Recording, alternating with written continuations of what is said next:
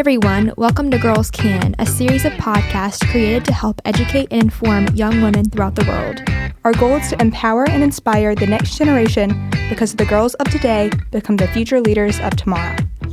I am so excited to have Miss Devon Walsh, one of Alabama's best news anchors, here with us. Currently, she's a daytime news anchor at WKRG and a local celebrity, a Mobile native, graduate of McGill, Tulane, and Notre Dame with 18 years in the high-pressure news business. Ms. Walsh will share her insights and advice on public speaking, journalism, and wowing a crowd, while letting us in on her personal journey as a career woman and mom. Well, thank you so much for coming today, Ms. Walsh. Welcome to Girls Can. I am so excited to be here. Thank you for inviting me. Ms. Walsh, how did you become interested in pursuing a career in news media? I really fell into it. It's not something that I knew I wanted to do when I was your age. I remember during career day in high school, I listened to one of our local news anchors give a presentation, but I never thought, I want to do that someday. It really was a fluke. I was transferring to Notre Dame. I went to the University of Notre Dame for college, and I had to take a science during the summer here in Mobile. And I was thinking, well, what am I going to do with my summer besides take these classes? So my mom knew someone at the TV station, and he said, well, if you want to do an internship, I thought, well, okay, I guess I should be productive this summer. Did an internship in news and at WKRG, actually, and that's how I fell into it. So it was the summer between my freshman and sophomore year in college that I realized that I wanted to do this because it's fun, it was exciting, it was not boring, and it really incorporated a lot of the things that I like to do: writing, speaking, talking to people. What advice would you give to young girls who don't know what they're going to do and are still looking at different options for career paths? That's a really good question. I feel fortunate that I was able to decide at a fairly young age. I was 20 when I decided what I wanted to do with my life. But I think the advice I would give people is whatever you're kind of interested in, do an internship or shadow someone. So maybe you're thinking you want to be an engineer, but you don't really know what an engineer does. Well, maybe your dad knows an engineer. Say, can I spend a week with you? Or maybe you're thinking about teaching. Just go shadow somebody for a week or two, or try to do an internship to get a better idea of how you can narrow it down. That's the only way to decide, is to actually do it. So that would be my advice. But I always feel sorry for people who graduate from college and they don't know what they really want to do. But it's okay in high school not to know when you graduate from high school. You're still really young, and you have a lot of opportunities to take different classes in college in areas that maybe you're interested in, and that'll give you a better idea, and maybe you can narrow it down, hopefully by the time you graduate. What kind of advice would you give to a girl who was maybe a little bit intimidated by public speaking? That's one of those things that you can only get better at doing by practicing. I remember as a young girl, I always would read in church, and I would get so nervous about it. But my mom was always like, you need to read in church. You're good at reading. And there was an older man who used to kind of help me, and I would practice my readings. And so I would tell people, the only way to get better at something is to do it. So I guess in classes, a lot of times you have to give a public speech. Do it. Practice it. And then if you are really intimidated by public speaking, maybe you could even join the radio station when you're in college, or if you have an opportunity in high school to just learn how to talk. But public speaking is a valuable skill that you need. I don't care what profession you're in, you need it. So you've got to get better at it. So you have to just tackle your fear and just do it. What do you think are the best qualities for a good public speaker to have? When I think about public speaking, I always think of people that are engaging. And I always think about how they're delivering what they're saying. So I think that it's good eye contact, trying to make eye contact with the audience and trying to make the presentation as interesting as possible. You can do that with visual aids, like maybe it's a PowerPoint presentation, or maybe you have a little piece of video you want to throw in there. But if not, maybe you don't stand behind the podium the whole time. Maybe you walk over here or you walk over there a little bit. It's someone who has a lot of energy and is excited about what they're talking about. Because we've all had teachers who can take a subject that is boring, and like math or, to me, science. I didn't like those subjects. But I think about some of my teachers in high school and even in college that were interesting, and wow, they made a boring subject pretty fun and pretty interesting. So you could do it with energy and just taking a lot of time in the preparation of writing the speech. You can take a boring subject and make it interesting. You've been really successful in your career. Have you ever faced any type of failure, and how did you recover from it? Well, in my business, we can fail just about every day. I mean, every single day is a performance. I anchor 3 newscasts a day. I do radio broadcasts. I MC different events. And there are days when I am horrible. And I'm thinking, what is wrong with me? I'm messing up 10 times.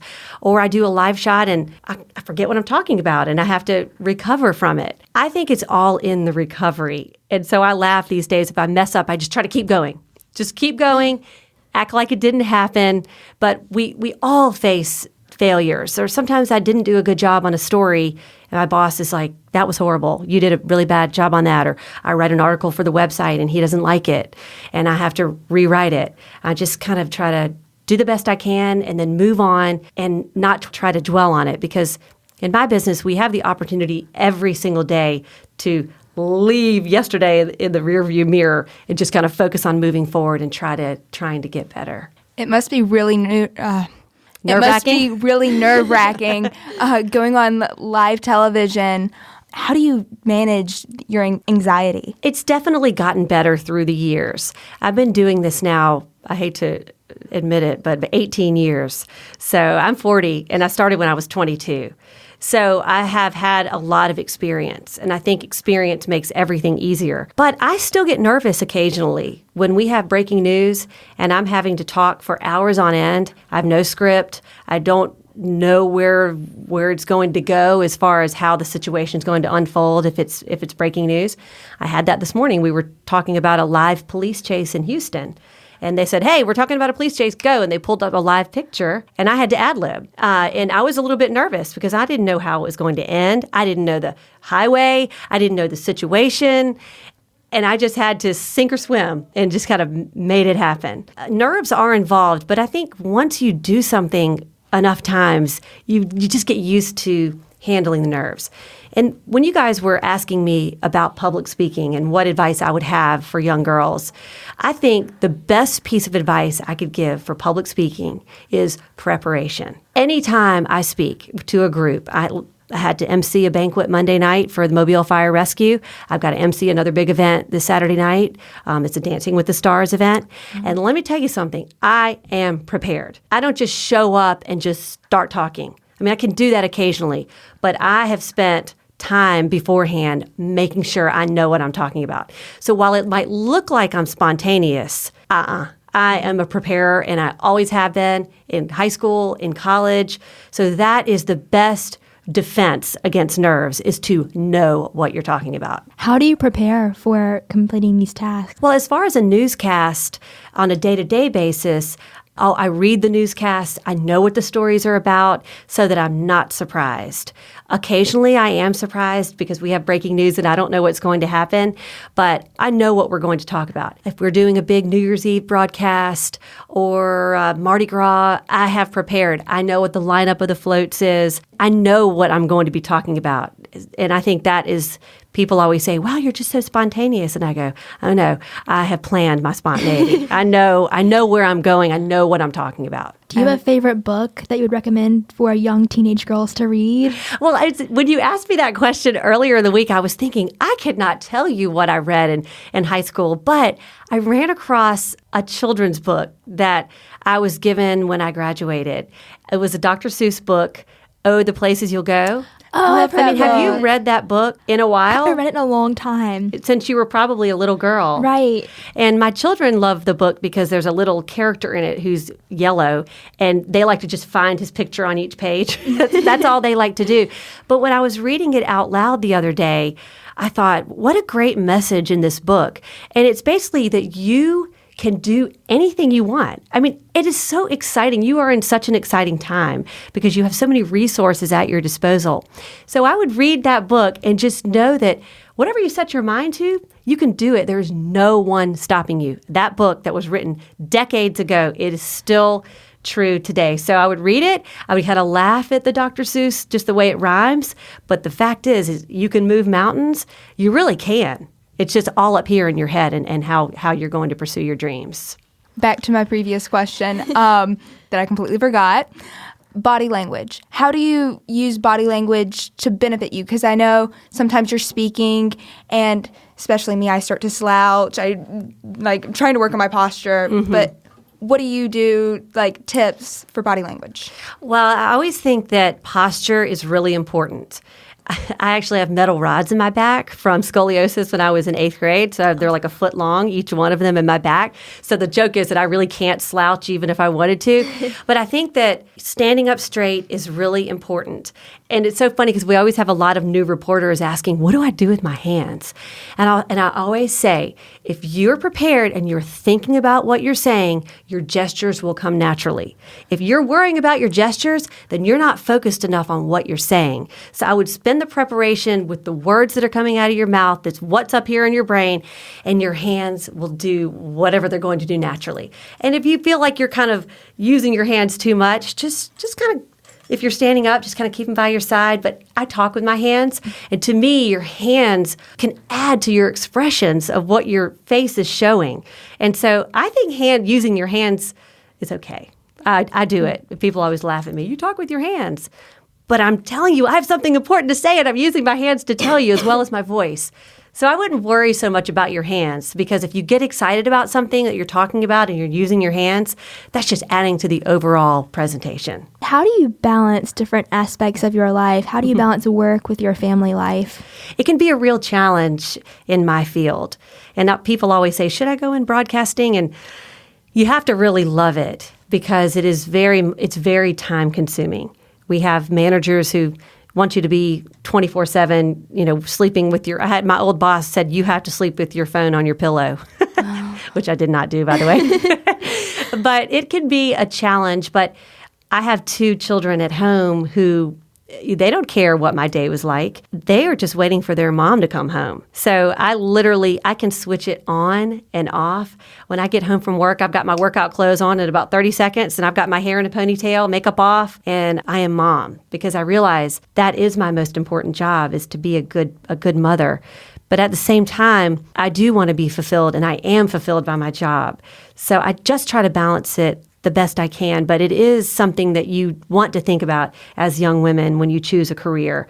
You don't want to choose something where you can't have any work-life, home-life balance, because you will feel that mom guilt. I think moms feel it anyway. But in general, you want to try to pick something that you can be fulfilled, but have a little bit of flexibility. I mean, I wish I was my own boss.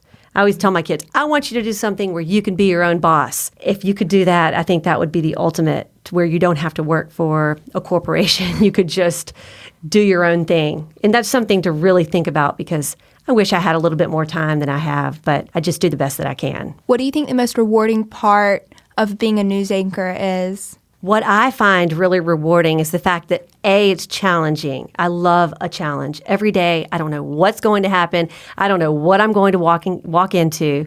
It's just so interesting. I mean, every single day, it's different. It never gets boring. I don't have to sit behind a desk. But perhaps the most rewarding part is the fact that I get to meet so many different people and tell so many different stories, and get to use what I consider my talents, speaking and writing, and getting messages out there that people say, can you do a story on this, because this is important to me? And then I can broadcast their story, and I think, I've made a difference today. So I think the opportunity to make a difference in someone's life is just something that I really love about my job. Have you ever reached out to someone you didn't know, and it was kind of a scary experience, or a little bit of kind of facing the unknown? How did you deal with it? We have to call a lot of people out of the blue for different stories. Like if there's a crime, and my boss will say, well, I want you to put a face on that crime. There was a woman yesterday that was shot. She's 21 years old, her shot and killed by, police say, her boyfriend. And so my boss today is like, I want to know who this woman was. So I didn't have to make the call, but I have had to make the call to family members, to try to find family members to talk about this young lady. Apparently she had 2 young children. So it's just a really sad story. So I've had to make calls like that. I have had to go to sketchy neighborhoods, but fortunately I usually have a photographer with me. My photographer is a big guy who's 6'8", and so I used to play basketball in college, so I don't really worry too much about my safety, but I'm lucky that I'm never by myself. But a lot of times crimes happen in the kind of unsavory areas, and sometimes we've got to go out to those neighborhoods and find out what happened. I just haven't had to do that as much lately.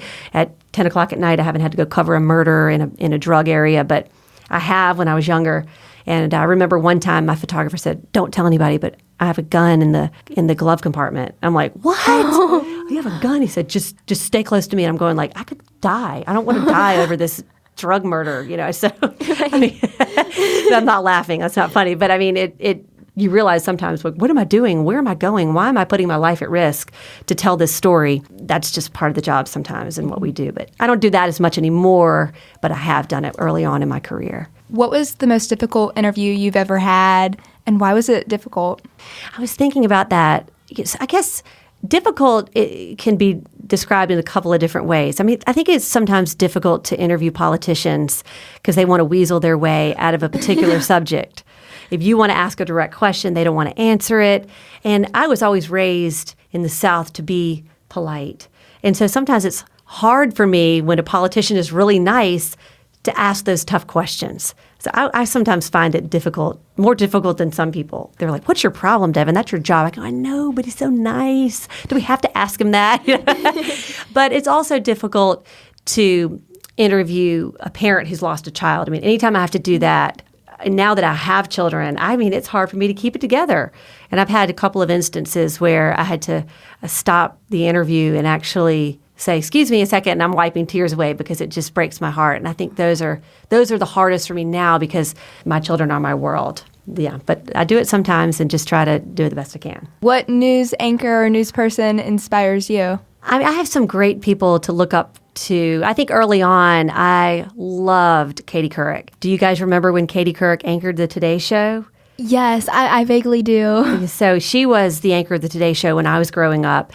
And then I'm trying to think when she anchored the CBS Evening News when you probably remember her. And then she was on Yahoo, and now she's just doing different things. But I would say Katie Couric, I always wanted to be like Katie because I felt like she had the perfect mix of she could tell a serious story and then she could have fun at the same time. And I love news anchors who are real. And that's one thing I want to be, real. I want to just put whatever it is, just say it call it as it is. I mean, obviously use a filter, but that's kind of how Katie was. She was always so funny with her little comments, yet she was always so smart. And I've read many articles where she talked about being prepared for an interview. Your best defense is preparation. And so I've taken that to heart through the years.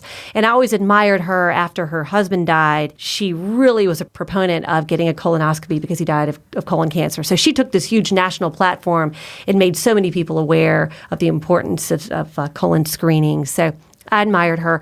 And I also admire Megyn Kelly a lot, who now has her own show on NBC. I don't think it's the best venue for her right now. I thought she was great on Fox.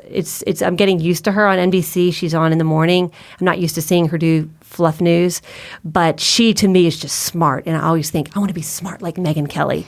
But she is an attorney, so she has a little bit more schooling than I do. But I like the fact that she's kind of sassy and smart. What is your personal motto in your news career? Get it right is first of all. I want to be fair. I want to be right. In the news media, we're so focused on being first. I want to be first, too, because I'm really competitive. I'm ultra competitive, and you have to be in this business. But I want to be fair, and I want to be right. And at the same time, I want to be kind. And so, fortunately, in my role at WKRG, I feel like I'm able to do all those things. I mean, if there's a story that I'm uncomfortable with, I usually don't have to do it. And there are people who like investigative reporting more than I do. I don't love to do investigative reporting because I don't like to encroach on people. I don't like to throw a microphone in someone's face and say, "What did you do?" This is not my personality. So I'd say get it right, be fair, and at the same time, be kind. And that would be my motto. What is it like to specifically be a woman in the news media? Have you faced any challenges? So much lately we've heard about the Me Too movement, and I can honestly say that I have never faced a challenge being a woman, ever, honestly, ever. Because all these women have dealt with a lot of sexual harassment in the workplace. I have not dealt with that. I've been really lucky, and I have not been held back by the fact that I've been a woman. In fact, I think it's worked for me.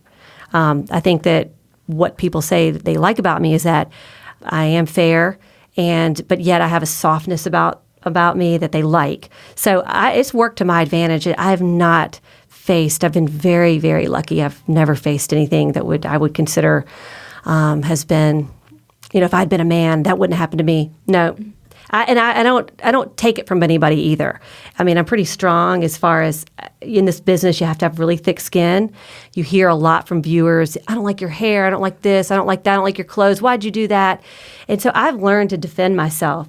So I feel like no one's going to dish it to me because I'm going to dish it right back. And I think that I've gained that confidence just from 18 years in the business. Would you want your daughter to grow up to be a newscaster or journalist? It's so funny because my kids always play around with fake microphones. They'll take a hairbrush and start doing a news report.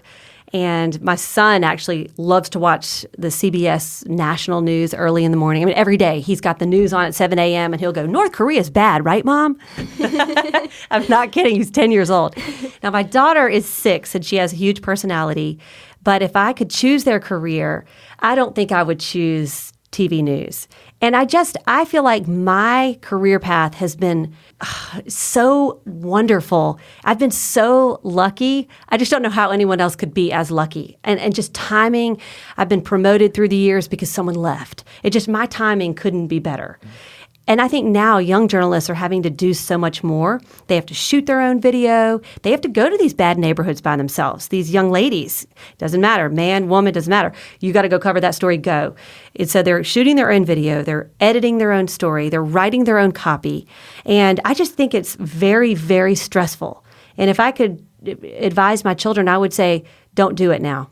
I mean, maybe you can write on the side if you want to, or do some things with social media. But if I could choose a career for them, honestly, with the way the business is going, with the amount of work that's required and the amount of stress, I would say no. Even though it has been extremely rewarding and wonderful, and I don't have any regrets, I see the way the business is changing, and they want you to do much more with less. And I don't want that level of stress on them if I can help it. We really appreciate you coming down to talk to us today. Well, I've enjoyed it. Thank you so much for inviting me. And just, guys, keep up the good work. I think this is really good practice, doing this podcast. And just keep speaking in public as much as you can. And you'll just continue getting better and better. But I know you have such a bright future, so I'm not worried about you at all. Thank you. This has been Girls Can, a podcast and an organization dedicated to improving the lives of young women in our community. We want to encourage young women to make a difference through education and service. Because the girls of today become the future leaders of tomorrow. Because the girls of today become the future leaders of tomorrow.